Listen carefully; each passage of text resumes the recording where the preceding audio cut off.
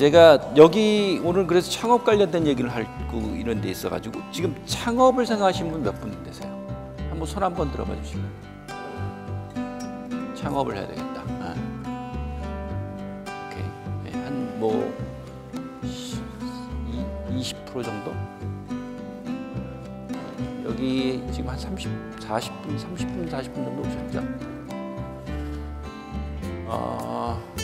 사장이 되고 싶다는 분.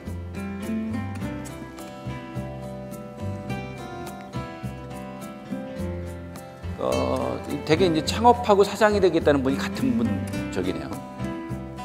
그러면 창업은 안 한다 치더라도 사장이 되고 싶은 사람은 또 없어요? 꼭 창업을 해야지만 사장이 되나요? 그죠? 다른 회사 가서도 사장이 될 수 있는 거지. 자, 그러면 왜 이런 질문을 하고 그러냐면요. 그럼 나머지 분들은 취업을 생각하시는 부분도 있는 거죠. 근데 취업을 생각할 때도 그 큰 기업도 뭐 그런 대목이 있는데 작은 기업에서도 인재를 찾을 때 있어서는 사실은 지금 야망을 가진 사람을 찾습니다. 야망이라 그랬을 때 뭐 저 표현이 어떨지 모르겠지만은 어떤 면에서는 꿈이 있는 사람 또 내지는 정말 내 이 회사에서 사장 한번 돼보고 싶다 이런 사람을 찾습니다.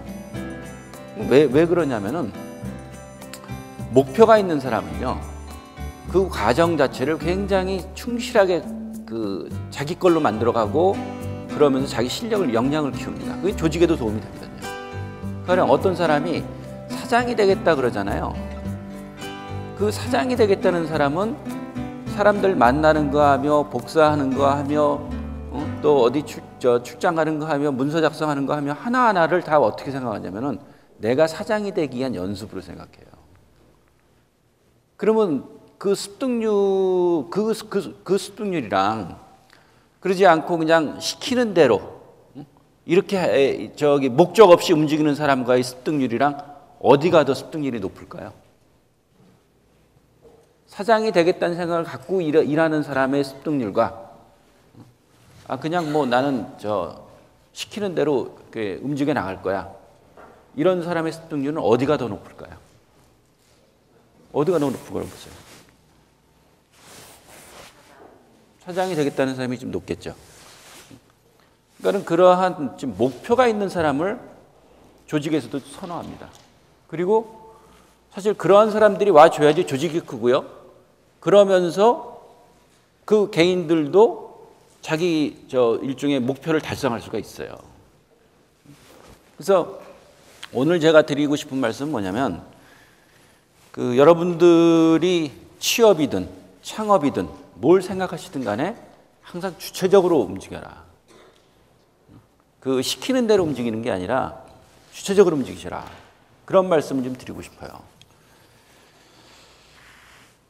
그런 차원에서 이렇게 얘기를 하고 그러면서 여러분들께 또 말씀드리고 싶은 거는 소위 말하는 국가에 대한 생각입니다. 여러분들이 살고 있는 이 나라에 대해서 어떻게 생각하느냐에 따라서 여러분들의 취업을 하고 생활을 하든 또 내지는 창업을 하든 간에 굉장히 큰 영향을 많이 미치리라고 보기 때문에 그 말씀을 드리려고 합니다. 근데 저는 솔직히 대학생분들한테는 창업을 안 권해요.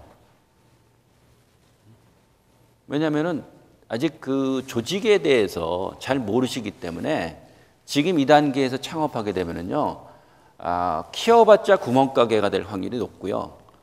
그리고 잘못하게 되면은 소위 말하는 신용불량자가 될 가능성이 높습니다.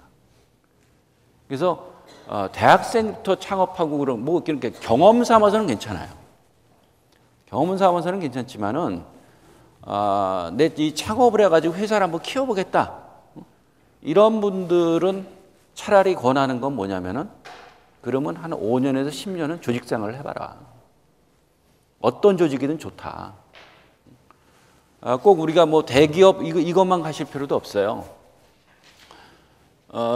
저는 오히려 지역에 있는 중소기업을 권합니다. 지역에 있는 중소기업을 가셔가지고 한 5년에서 10년. 근데 그 회사도 여러분들이 따지고 들어가야 돼요. 뭘 따지냐? 업력이 최소한 10년 이상은 된 기업을 가십시오. 이게 참 죄송한 얘기지만은 이게 그래서 창업한 사람들이 살아남기가 힘든다는 거예요. 왜냐하면 일단 권할 때부터 창업한 지 업력이 10년 이상 된 회사를 가라 그러지, 가라 그러니까 그럼 10년 미만 된 회사는 어려워지잖아요. 인재가 안 들어오니까. 이만큼 창업 환경이 어려워요. 그러면은 왜 업력이 10년 이상 된 회사를 가라 그러냐? 대개 우리나라가요, 기업의 수명을 봤을 때 5년 내에 망하는 회사가 80%입니다.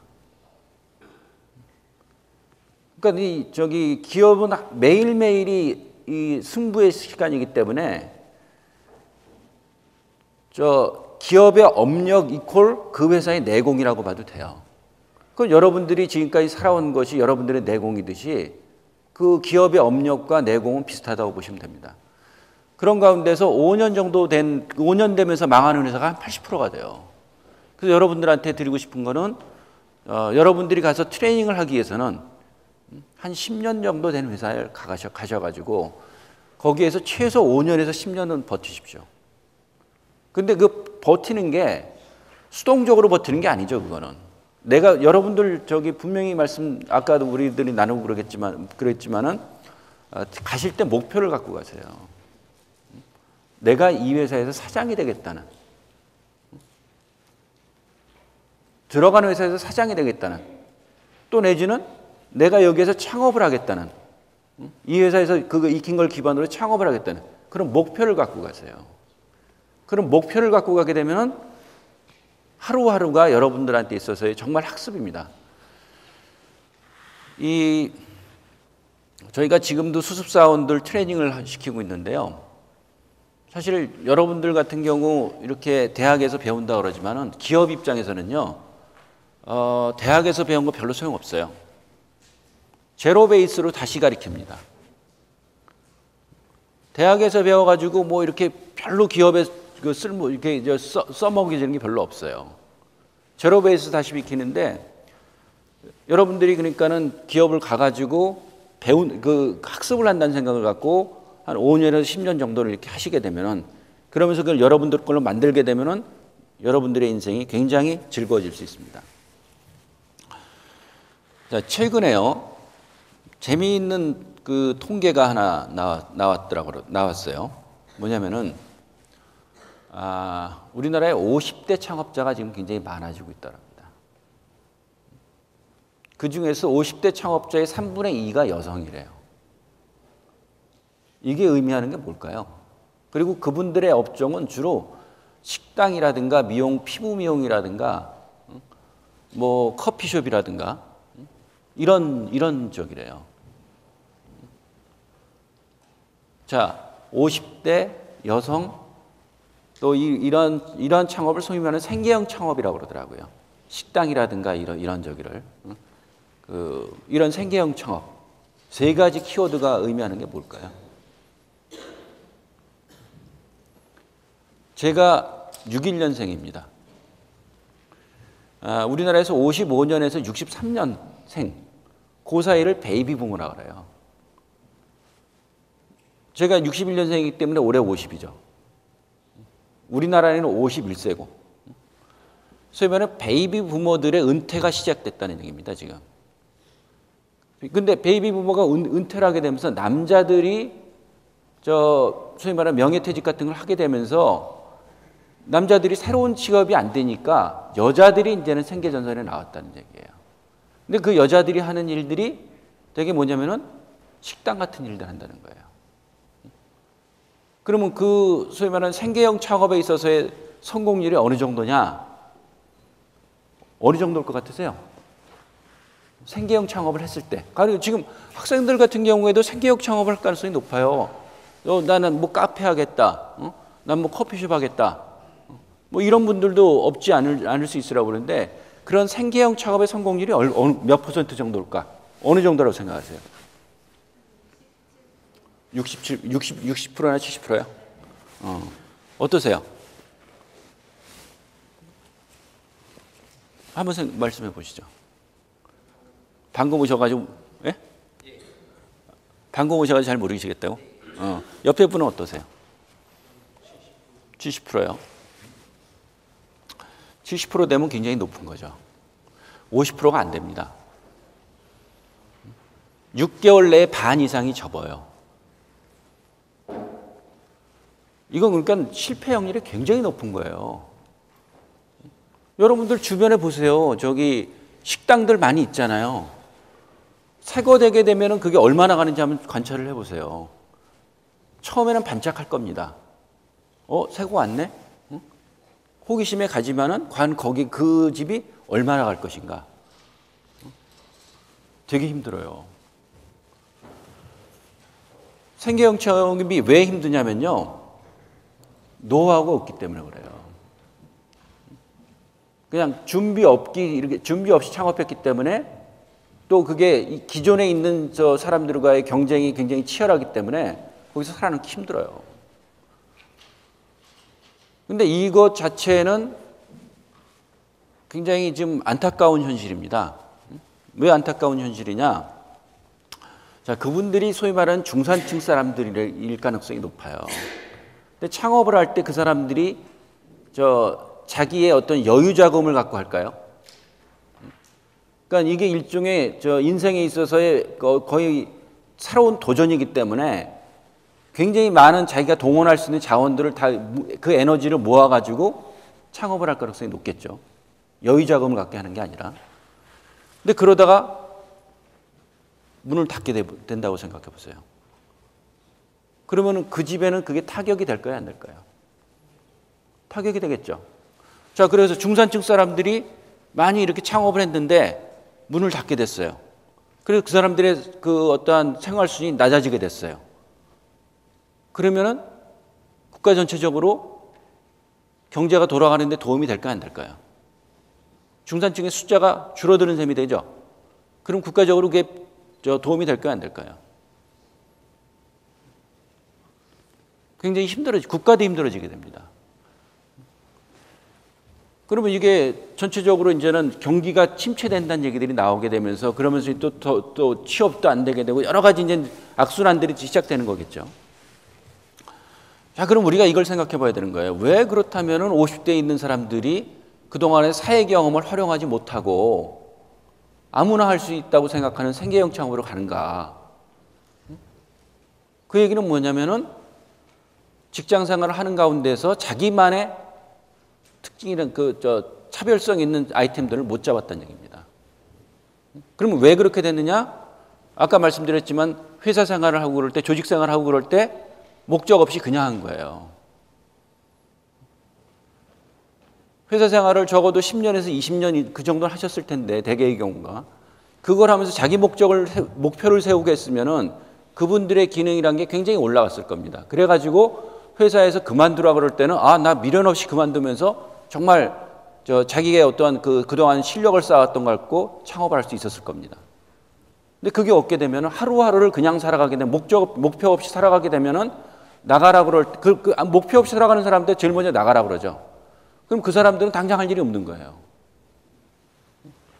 그래서 여러분들께 사회생활을 시작하는 그러한 단계에서 여러분들이 목적을 갖고 하시라는 겁니다.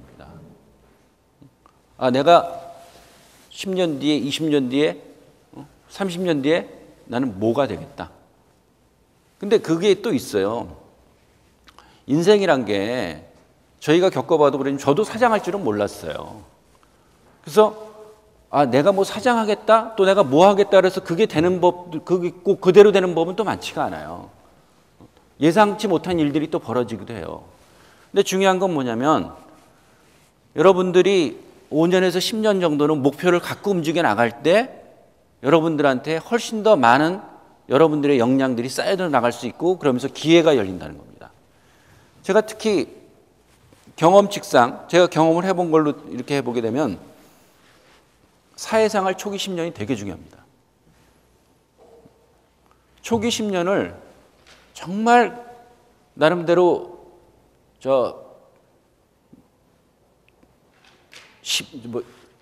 아주 강한 트레이닝을 해야 돼요. 10년 동안은 치열하게 살아야 돼요. 그래야지 그 사람들한테 다른 기회가 줘집니다. 그리고 대개 이제는 우리가 사회생활하는 게 20대 후반에서 30대가 이렇게 될 텐데 30대 10년이라고 생각을 해보시죠. 30대 10년을 치열하게 한 사람한테는요, 40대에 그 사람이 승진이 되고 새로운 기회가 열립니다. 그래가지고 우리 인생으로 봤을 때 50대가 자기를 거의 어떻게 그 자기 에너지를 확 꽃피울 수 있는 시기거든요. 그리고 60대 같은 경우는 이제 그 다음서부터는 이제 그거를 접는 시대고. 그렇게 되는데 30대 10년 동안에 초기 10년에 치열하지 못하잖아요. 그렇게 되면 40대에 기회가 안 주어져요. 30대 여러분들의 에너지가 있을 시기에 제가 이제 50대라고 말씀드렸지 않습니까? 50대 입장에서 뒤를 돌아보게 되면요, 30대가 제일 에너제틱해요. 그때는 정말 뭘 해도 피곤하지가 않아요. 여러분들이 느끼는 젊음 자체가 그래요. 그래서 그때 열심히 해가지고 아주 치열하게 살아가지고 여러분들이 실력을 올려놓잖아요. 그럼 이게 마치 이런 거예요. 우리가 산을 등산할 때 산 꼭대기를 한번 쫙 올라가 버리고 나면은, 그런 다음에는 뒤에 산들이 우리가 계속 그 산을 타고 간다 치더라도 올라갔기 때문에 내려봤자 뭐 한 100m, 또 올라가게 되면 또 한 100m, 50m. 그러니까 올라간 다음에는 그 위에 그 능선을 탈 때 있어가지고 그다지 높나미가 높지 않잖아요. 그러니까 산을 쉽게 탈 수 있잖아요. 그러니까 초기 10년 동안 여러분들이 치열하게 해가지고 여러분들의 실력을 확 올려놓으면요, 그 다음 인생이 편해집니다. 그런데 되게 이제는 초기 10년 동안에 있어가지고는 내가 대학 때 이렇게 취업하느라고 힘들었고 그랬으니까 회사 들어가가지고는 뭘 하고 뭐 시간을 보낼까? 휴가를 어디로 갈까? 휴일은 어떻게 보낼까? 이러한 그 어떠한 개인에 있어서의 그 여가 생활, 이런 데 초점을 맞추는 사람들이 일부 있는 것 같아요. 근데 그렇게 되면은요, 초기에 그게 가능해요. 근데 그렇게 되면 그 사람한테 실력이 안 붙습니다. 그러면 그 이후의 생활들은 굉장히 피곤해지게 돼 있어요. 그래서 인생으로 봤을 때 초기 10년, 그러니까 사회생활 초기 10년, 또 내지는 인생으로 봤을 때 30대 10년을 치열하게 살 필요가 있다. 근데 그런 과정 속에서 그 치열하게 살기 위해서 필요한 것 중에 하나가 뭐냐면 자기 목표를 갖는 거다. 그래서 막연하게 이렇게 내가 뭐가 되겠다 이런 것도 나쁘진 않아요. 그렇지만 보다 좀 더 구체적으로 자기 목표를 세워가지고 가령 내가 저 같은 경우는 그랬어요. 제가 언론계 생활을 하고 그러면서 저는 중앙일보에서 기자 생활을 했는데, 저는 동북아 전문가가 되겠다 그런 생각을 했댔어요. 결과적으로 동북아 전문가가 안 됐어요. 하지만 동북아 전문가가 되겠다는 생각을 갖고 나름대로 10년 계획을 세웠댔어요. 1어를 공부하고 중국어를 공부하고 또 러시아어도 공부하고 뭐 이런 식으로 이렇게 하고 어학도 공부하고 그 외국도 가보고 이런 계획을 세웠었는데 결과적으로는 그대로는 안 됐어요. 하지만은 일본어를 공부를 하고 그러다 보니까 일본 연수의 기회가 왔고, 일본 연수의 기회가 있어가지고 갔다가 거기에서 많은 사람들을 만나가지고 한국에 와가지고 제가 지방이란 데를 생각하지 않았었는데 지방에 와가지고 지금 일하고 있고, 또 새로운 기회들이 생기더라고요. 그래서 여러분들이 일단은 나름대로 자기 계획들을 세워갖고 움직여 나가는 그러한 부분들이 여러분들한테 도움이 될 수 있겠다, 이런 말씀을 좀 드립니다. 근데 그러면서 또 하나 이렇게 드리고 싶은 말씀 중에 하나는요, 계획을 장기로 보시라는 말씀을 드리고 싶습니다. 계획을 단기로 보면은요, 1, 2년이 아주 괴로워요. 그리고 1, 2년 내에는 무슨 일이든 간에 성과가 안 나오게 돼 있습니다. 1, 2년 해가지고 성과가 나오게 되면 이미 많은 사람들이 바뀌었고요. 아까 말씀드린 것처럼 생계형 창업이라는 건 있을 수가 없죠. 그리고 그 사람들이 망할 일도 없죠. 1, 2년 내에 해가지고 결과가 나오게 되면. 근데 인생을 보니까 최소한 30년은 해야 돼요. 그러니까 여러분들이 한 30년 정도는 내가 뭘 어떻게 해야 되겠다. 이런 좀 이 시기를 좀 길게 잡으시라는 그런 말씀 좀 드리고 싶어요. 조급해하지 말라는 거예요. 조금 해가지고 결과가 안 나온다 해서 조급해하지 마시고 길게 보시면서 꾸준하게 그걸 해나가실 때 여러분들한테 반드시 좋은 결과 나오리라고 봅니다. 제가 동영상 하나를 좀 보여드릴게요.